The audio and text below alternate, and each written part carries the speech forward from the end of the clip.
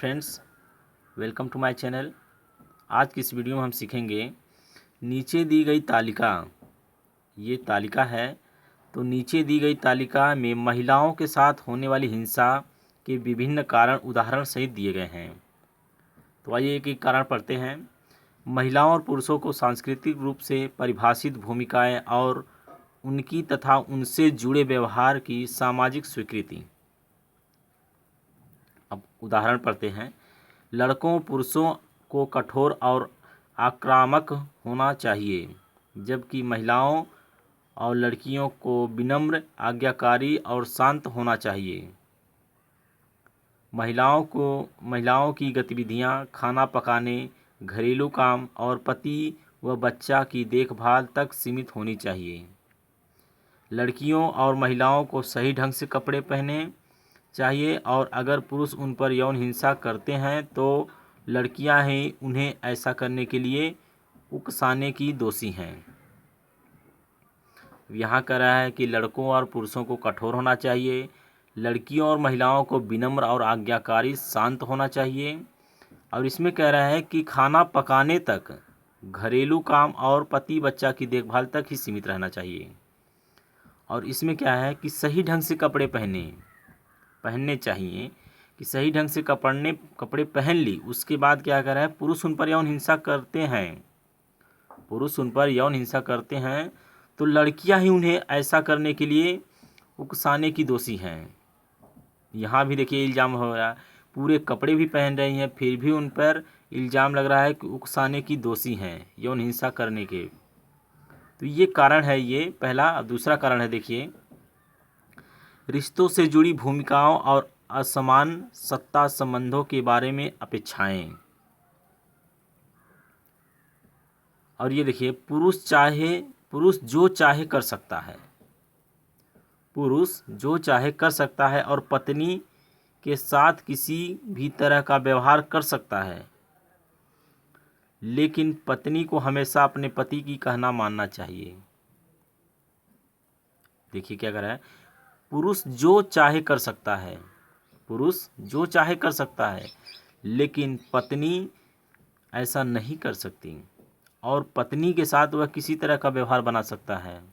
पुरुष अपनी पत्नी पर किसी तरह का व्यवहार बना सकता है, लेकिन पत्नी हमेशा अपने पति का कहना मानना चाहिए। ये कारण है महिलाओं को हिंसा होने की। उसके बाद देखिए, डायन, चुड़ैल, जादू टोना प्रथा। एक प्रथा होती है ना, और उससे जुड़ी प्रथाओं से संबंधित अंधविश्वास। जो महिलाएं गंभीर मानसिक आघात से पीड़ित होती हैं उन्हें डायन करार दे दिया जाता है। जो उनका दिमाग थोड़ा मेंटल हो जाता है तो वो उनको डायन करार दे दिया जाता है, और अक्सर उन्हें अत्याचार सहने के लिए विवश किया जाता है, या उन्हें समुदाय से बहिष्कृत कर दिया जाता है। कुछ लोग को होते हैं कि जिनका जो चाल चलन ठीक नहीं होता है तो उन्हें चुड़ैल या डायन करार दे देते हैं। जो लोग जादू टोना करते हैं उनको भी क्या कर रहा है कि उन्हें अत्याचार सहने के लिए विवश कर दिया जाता है, या उन्हें समुदाय से बहिष्कृत कर दिया जाता है। ये तीन कारण हो गए। अब आइए देखते हैं दूसरा। यह मानना कि पुरुष जन्म से ही श्रेष्ठ और बुद्धिमान होते हैं। सत्ता में कह रहा है कि यह मानना कि पुरुष जन्म से ही श्रेष्ठ और बुद्धिमान होते हैं का उदाहरण देखिए। पुरुषों को इस सोच के साथ बड़ा किया जाता है कि उन्हें कुछ खास चीज़ों पर अधिकार है, जैसे एक अच्छी पत्नी पाने का अधिकार, बेटों पर अधिकार, और परिवार के सभी फैसले लेने का अधिकार, सिर्फ इसलिए कि वो पुरुष है। इसके पीछे छुपे हुए कारण संपत्ति पर अधिकार एवं महिला को इस अधिकार से बाहर करने का प्रयास से जुड़े हुए हो सकते हैं। क्या कह रहा है, महिला को इस अधिकार से बाहर करने के प्रयास से जुड़े हुए हो सकते हैं। आइए देखिए दूसरा वाला कारण, मान्यताएं जो पुरुषों को महिलाओं पर विशेष अधिकार देती है। उदाहरण है, पुरुष सोचते हैं कि महिलाएं और लड़कियां उनकी संपत्ति हैं। पुरुष सोचते हैं कि महिलाएं और लड़कियां उनकी संपत्ति है, जिन पर उनका पूरा अधिकार है। वे सोचते हैं कि उनके साथ वे चाहे जैसा व्यवहार कर सकते हैं। समझ रहे हैं बात को, कि पुरुष सोचते हैं कि महिलाएं और जो लड़कियां हैं वो हमारी संपत्ति है, हम उनके साथ चाहे जैसा व्यवहार कर सकते हैं।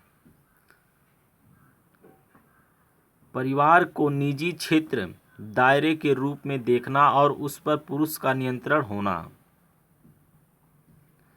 कई लोग सोचते हैं कि घरेलू हिंसा के मामलों में हस्तक्षेप करना उनका काम नहीं है।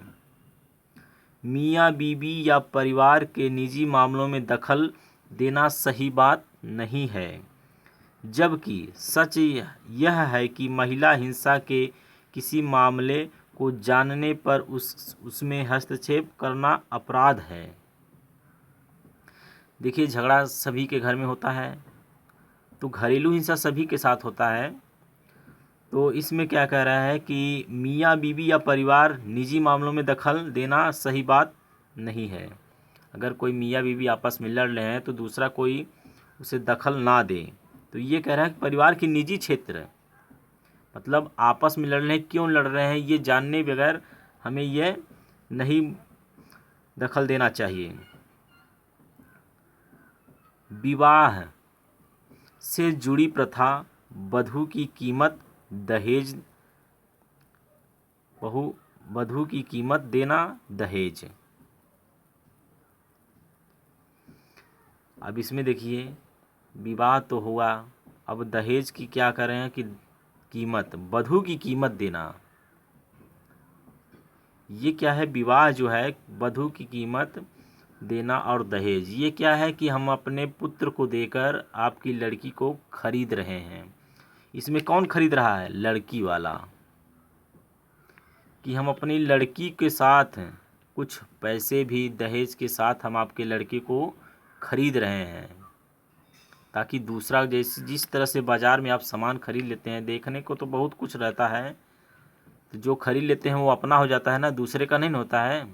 तो ठीक उसी प्रकार विवाह से जो वधू की कीमत है, तो जो लड़की के पिता है वह अपना लड़की के साथ कुछ पैसे भी देता है, संपत्ति देता है, तब वह आपका लड़का उसे पाता है, तब वह लड़का किसी का नहीं होता, उसी का हो जाता है। तो वही है वधू की कीमत या दहेज देना। दहेज की मांग पूरी न होने पर महिलाओं को उसके पति व पारिवारिक सदस्यों द्वारा प्रताड़ित किया जाता है। मान लेते हैं विवाह हो गया, उस महिला के पिता के पास, वधू के पिता के पास पैसे कम थे, दहेज ना ला पाई, तो उसके चक्कर में क्या है कि महिलाओं को उसके पति तो है ही, और उसके पारिवारिक सदस्यों द्वारा प्रताड़ित किया जाता है कि तुमने ये इतना नहीं लाया, ये चीज़ नहीं लाया, वो चीज़ नहीं किया। तो ये सब चीज़ें हैं कि विवाह से जुड़ी प्रथा। अब आइए इसमें देखते हैं इधर,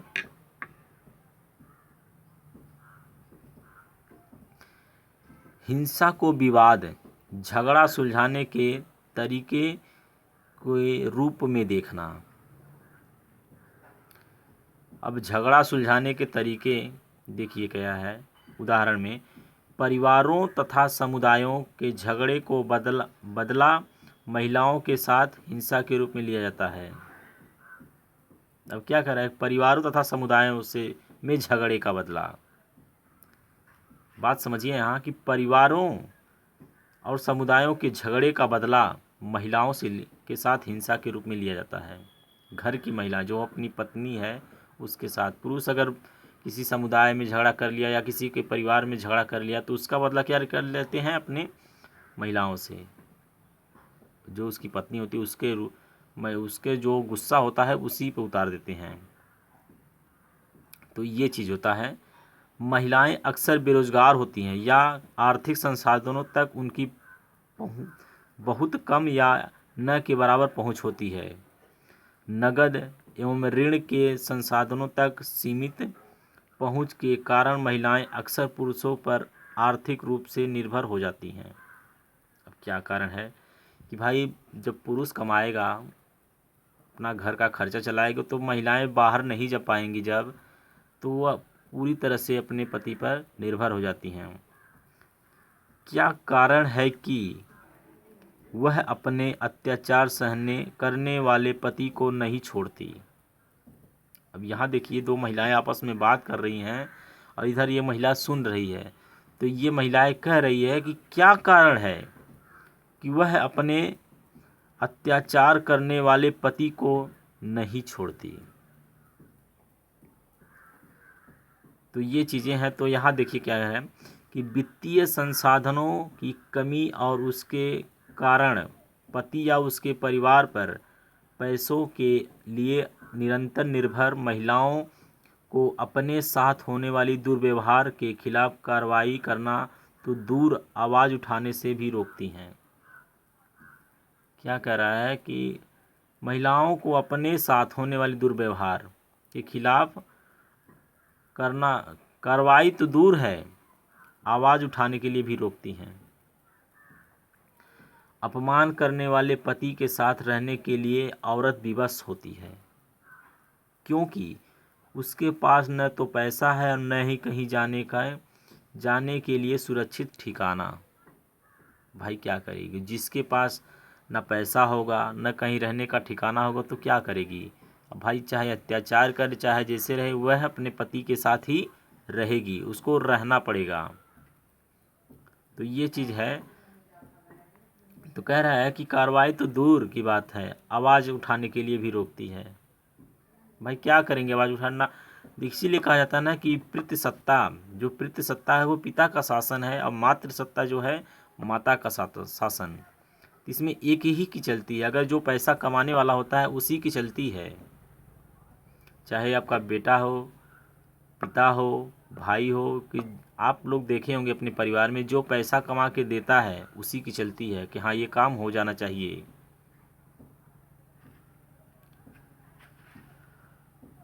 अब आइए देखते हैं इधर, परिवार में भेदभावपूर्ण परंपरागत नियम रिवाज जो महिलाओं को अधिकारों से वंचित रखते हैं। अब क्या है कि कानून द्वारा दिए गए अधिकारों के बावजूद कई परिवारों में अपनी बेटियों को पुश्तैनी संपत्ति में हिस्सा और संपत्ति में अधिकार नहीं देते। जिसके पास दो बेटे हैं, दो बेटियां हैं, वह बेटों को ही अधिकार देते हैं और अपनी बेटियों को विवाह कर देते हैं कि तो कहते हैं कि तुम्हारा घर वहाँ है। तो ये चीज़ें हैं। तो कानून द्वारा दिए गए अधिकारों के बावजूद, जबकि कानून में दिया गया है कि बेटियों को दोनों को ही हिस्सा मिलना चाहिए, तो भाई अपनी अपनी एक सोच होती है कि भाई चलो अगर नहीं बेटा होता है, मतलब भाई होता है, तो वह अपने जो पिता है वो अपनी बिटिया को देने के लिए रख लेता है अपने पास। लेकिन अगर बेटे हैं उसके पास तो वो अपनी बिटिया को विवाह कर देता है तो वहाँ चली जाती है। लेकिन जबकि दिया है कि कानून द्वारा दिए गए अधिकारों के बावजूद परिवार अपनी बेटियों को पुश्तैनी संपत्ति में हिस्सा और संपत्ति में अधिकार नहीं देते हैं। महिला अधिकारों से जुड़ी कानून के बारे में जागरूकता का अभाव। अब यहाँ देखिए, दहेज, PCPNDT, ये प्रसव पूर्व जांच है। PCPNDT हम आपको बताएंगे कि ये जो बताए थे ना गोल महिला का जीवन चक्र वाला जो गर्भपात वाला, तो यही है PCPNDT। यौन उत्पीड़न, इसका फुल फॉर्म लिखा देंगे बोर्ड पे, अब यहाँ नहीं बताएंगे, बोर्ड पे लिखा देंगे ताकि अच्छे से लिख लेने का। PCPNDT यौन उत्पीड़न, वैवाहिक बलात्कार, घरेलू हिंसा, तलाक के बाद वित्तीय गुजारा भत्ता, बच्चों की अभिरक्षा जैसे मुद्दों पर और हिंसा के खिलाफ सख्त कार्रवाई सुनिश्चित करने वाले कानूनों के बारे में जागरूकता की कमी महिलाओं को अपने ऊपर होने वाली हिंसात्मक व्यवहारों के खिलाफ खामोशी तोड़ने से रोकती है। महत्वपूर्ण हितभागी जैसे पुलिस अभी भी घरेलू हिंसा को एक निजी मामला मानती है। कानून भी मानती है कि घरेलू हिंसा एक निजी मामला है, उसमें हमें दखल नहीं देना चाहिए, लेकिन फिर भी वह आते हैं सभी लोग कि आखिर क्या हुआ, क्यों आखिर आपस में नहीं रहने दे रहे हैं। तो ये सब चीज़ें हैं कि जो कानून के बारे में जागरूकता का अभाव, तो उनको पता नहीं होता है, तो ये जानना चाहिए। इसीलिए कहा जाता है ना कि बेटे या बेटियां हो जो भी हों, 2 रोटी कम मिले चलेगा, लेकिन बेटे और बेटियों को पढ़ाएं ज़रूर।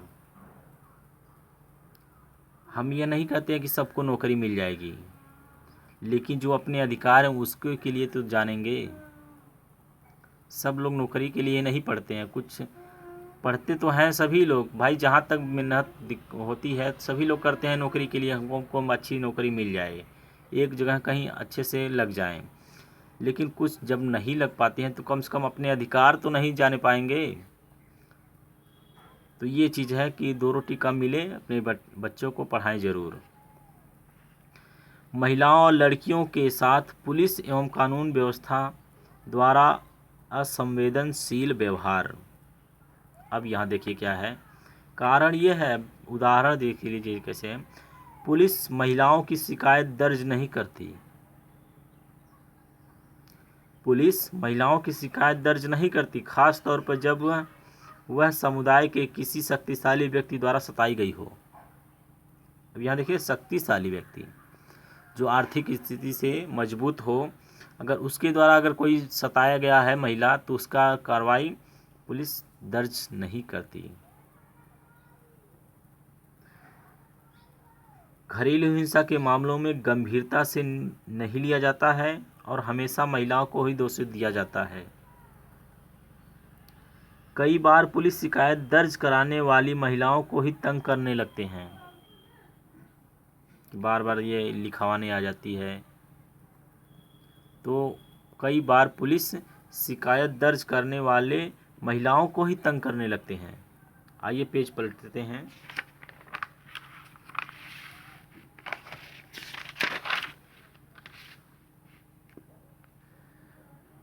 अब यहाँ देखिए न्याय मिलने में देरी। न्याय मिलने में देरी। अब उदाहरण में क्या है कि न्यायालय में मामलों का कई सालों तक खींचते रहना, कानूनी प्रक्रिया में बहुत समय लगाना एवं बहुत ही कम मामलों में अपराधी को सज़ा मिलना, यह सभी कुछ ऐसे कारण हैं जिनसे महिलाओं में हिंसा के मामलों में आवाज़ उठाने या कानूनी सहायता लेने का साहस नहीं आ पाता और वे हिंसात्मक परिस्थितियों में रह जाती हैं। तो ये चीज़ें हैं महिलाओं के साथ जो कारण है आपको हम बताए हैं। तो ये चीज़ें हैं कि जिनमें महिलाओं में हिंसा मामलों के आवाज़ उठाने में, हिंसा के मामलों में, जैसे अभी हिंसा हो गया, उसके मामले में आवाज़ उठाने या कानूनी सहायता लेने का साहस नहीं आ पाता। इस तरह से अगर समस्याएं आ जाती हैं तो महिला का जो मन होता है वो टूट जाता है। तो क्या कहती हैं कि आवाज़ उठाने और कानूनी सहायता लेने के साहस नहीं आ पाता, वे हिंसात्मक परिस्थितियों में रह जाती हैं। जब बार बार ऐसा होता है तो वह बेचारी क्या करती है कि वो अपने परिवार में ही रह जाती है। हिंसात्मक परिस्थितियों में वह हमेशा हिंसा सहती रहती है, वह रह जाती है। तो ये चीज़ें हैं। अभी देखिए समाज में इस बात की जागरूकता ज़रूर होनी चाहिए। समाज में इस बात की जागरूकता ज़रूर होनी चाहिए कि सभी महिलाओं के साथ हिंसा का जोखिम बना रहता है। कह रहा है कि सभी महिलाओं के साथ हिंसा का जोखिम बना रहता है, एक महिला नहीं। महिलाओं के साथ होने वाली हिंसा सदैव दिखाई नहीं देती। आपको यह भी ध्यान रखना चाहिए कि मौखिक हिंसा शारीरिक उत्पीड़न का रूप भी ले सकती है। कुछ विशिष्ट संकेत, लक्षणों, व्यवहार, जीवन परिस्थितियों के बारे में सचेत रहकर आप खतरों से घिरी हुई हैं या हिंसा का सामना कर रही हैं तो महिलाओं को पहचान कर सकती हैं। तो ये है कौन सी महिला हिंसा का आसानी से शिकार हो जाती है, ये हम आपको दूसरे वाले वीडियो में बताएंगे। तो आज के लिए इतना ही, कल फिर मिलते हैं नए वीडियो के साथ, तब तक के लिए नमस्कार।